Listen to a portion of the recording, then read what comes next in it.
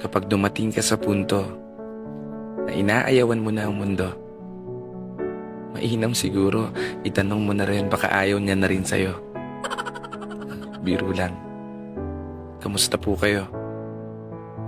For today's video, tara samahan niyo akong palakasin ang loob ng mga taong pagod ng bumangon. Pagod na sa walang katapusang mga hamon.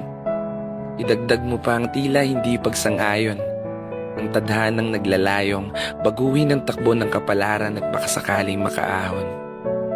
Mga taong mistulang nakakulong sa isang emosyon. Lungkot ba ang tawag doon? O baka pagkadismaya dahil hanggang ngayon hindi mo pa rin alam saan ba ang tamang direksyon? Naliligaw, nalilito, o sadyang takot ka lang mahusgahan ng iba? Oo, nakangiti ka pero hindi kayang itago ng mga mata na sa loob nito'y may isang ikaw na durog na durog na. Huwag kang mag-alala dahil hindi ka naman nag-iisa. May ilan na sa likod ng mga tao ay may marahang pagpatak ng luhang hindi mo makikita. Luha na tahimik na pinupunasan.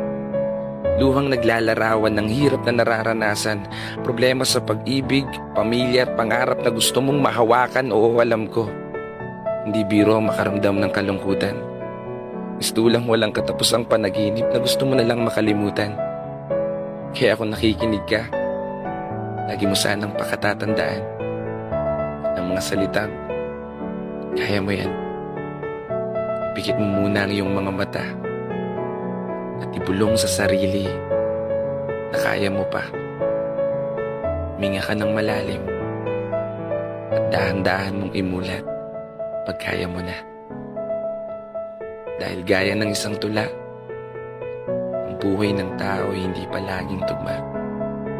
Sa mga bawat plano o gusto mong maging kata, dahil to ay isang sining, hindi ng museo kundi isang sining na hango sa tunay na kwento ng mayakda.